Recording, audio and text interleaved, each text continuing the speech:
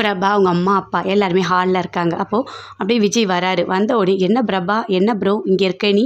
நான் எத்தனை வாட்டி உனக்கு ஃபோன் பண்ணுறேன், கொஞ்சம் கூட ஃபோனை எடுக்கவே மாட்ற. என்ன ஃபோனை சைலண்ட்டில் போடுறியா? போடு போடு, நீ சைலண்ட்லேயே போடு. நீ எத்தனை வாட்டி போட்டாலும் நான் நேரில் வந்துட்டேன் பார்த்தியா?" அப்படின்னு சொல்லிட்டு விஜய் சொல்கிறாரு. "முன்னாடிலாம் நல்லா பேசுவ, ரொம்ப தைரியமே இல்லாத எனக்கே நீ தைரியத்தை கொடுத்த. கடைசியில் நீ ஏன் ஒரு மாதிரி அமைதியாயிட்ட? என்னாச்சு ப்ரோ உனக்கு? உண்மையை சொல்லு." அப்படின்னு சொல்லிட்டு விஜய் கேட்குறாரு. எதுவுமே பேசல, அமைதியாக இருக்காங்க. அப்போ அனாமிகா வராங்க. அவங்க யோசிக்கிறாங்க, கண்டிப்பாக விஜய் வந்து அங்கே தான் போயிருப்பாரு அப்படின்னு சொல்லிட்டு. அதே மாதிரி கோடீஸ்வரி வீட்டுக்கு வராங்க அனாமிகா. வந்தவொடனே, "என்ன நீ இங்கே வந்திருக்க?" அப்படின்னு சொல்லிட்டு விஜய் கேட்குறாரு. "ஒன்றும் இல்லை, உனக்கு சர்ப்ரைஸ் கொடுக்கலாம், நீ இங்கே தான் இருப்பேன்னு எனக்கு தோணுச்சு, அதனால தான் உன்னை பார்க்கறதுக்காக நான் வந்தேன்." அப்படின்னு அனாமிகா சொல்கிறாங்க.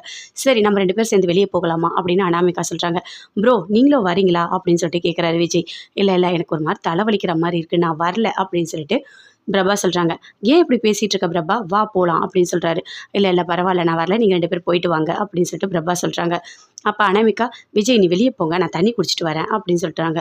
"சரி பிரபா, உள்ளே போய் தண்ணி மொண்டு கொடு." அப்படின்னு சொல்லிட்டு கோடீஸ்வரி சொல்கிறாங்க. பின்னாடியே அனாமிகா போகிறாங்க உள்ளே. "இங்கே பாரு பிரபா, நல்லா புரிஞ்சுக்கோ, உன்கிட்ட பேசுகிறதுக்காக தான் தண்ணி வேணும்னு சொல்லிட்டு இப்போ உள்ளே வந்திருக்கேன்." அப்படின்னு அனாமிகா சொல்கிறாங்க. "நல்லா தெரிஞ்சுக்கோ, எனக்கு விஜய் வேணும், விஜய் எனக்கு ரொம்ப பிடிக்கும். விஜய் உன் கூட பேசுறது எனக்கு பிடிக்கவே இல்லை, நீயாவே அப்படியே ஒதுங்கிடு. விஜய் வந்து நான் கல்யாணம் பண்ணிக்க போகிறேன், என் விஜயை நான் யாருக்காகவும் விட்டு கொடுக்க மாட்டேன். எப்போ பார்த்தாலும் ப்ரோ ப்ரோன்னு உன்னை கூப்பிட்றது எனக்கு பிடிக்கவே இல்லை, நீங்களே புரிஞ்சுக்கிட்டு ஒதுங்கிடுங்க." அப்படின்னு சொல்லிட்டு அனாமிகா பிரபா கிட்ட சொல்கிறாங்க. பிரபா அப்படியே அமைதியாக இருக்காங்க, எதுவுமே பேசலை. அனாமிகா வெளியே வராங்க. "வா விஜய் போகலாம்." அப்படின்னு சொல்லிட்டு அங்கேருந்து வெளியே கூட்டிகிட்டு போகிறாங்க. மகா விஜயோட அம்மா கிட்ட பேசிகிட்டு இருக்காங்க வெளியே.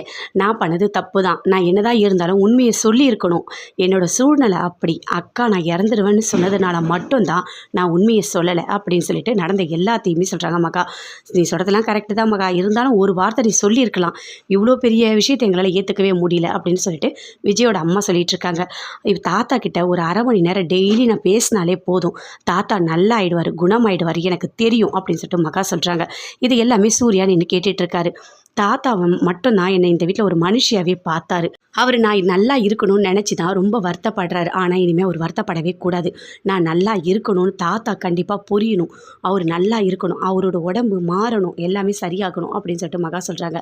"அது மட்டும்தான் என்னோட ஆசை." அப்படின்னு சொல்லிட்டு நடந்த எல்லாத்தையுமே சூர்யா கேட்டுட்ருக்காரு. எதுவுமே பேசவே இல்லை. மகா வீட்டில் இருக்க எல்லாருக்கிட்டையுமே சொல்கிறாங்க, "நம்ம எல்லாருமே சேர்ந்து ஒரு போட்டி மாதிரி வச்சு நம்ம எல்லாரும் சேர்ந்து விளையாடலாம், அது தாத்தாக்கு நல்லா இருக்கும்." அப்படின்னு சொல்லிட்டு. சரி சரி, எல்லாமே பண்ணலாம், கண்டிப்பாக பண்ணலாம், ஏன்னா தாத்தா நல்லா இருக்கணும்னு நினச்சா பண்ணலாம்." அப்படின்னு சொல்கிறாங்க. அதே மாதிரி போய்ட்டு ஒரு தட்டு கரண்டி இதெல்லாம் கொண்டு வராங்க. கொண்டு வந்துட்டு மகா அதெல்லாம் அடித்து விளையாடிட்டே இருக்காங்க. "பார்த்தீங்களா பார்த்தீங்களா, எப்படி ஆடிக்கிட்டு இருக்கா பாருங்க." அப்படின்னு சொல்லிட்டு சித்ராதேவி சொல்கிறாங்க ராஜலக்ஷ்மி கிட்ட.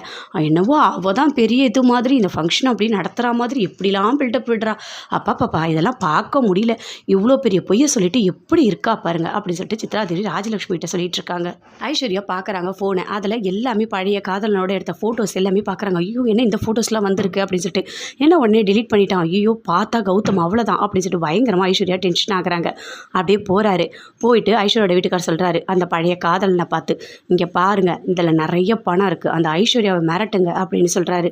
"ஐயோ, மிரட்டினா ஐஸ்வர்யா கம்ப்ளைண்ட் பண்ணிட்டா நான் என்ன பண்ணுவேன்?" அப்படின்னு சொல்கிறாரு.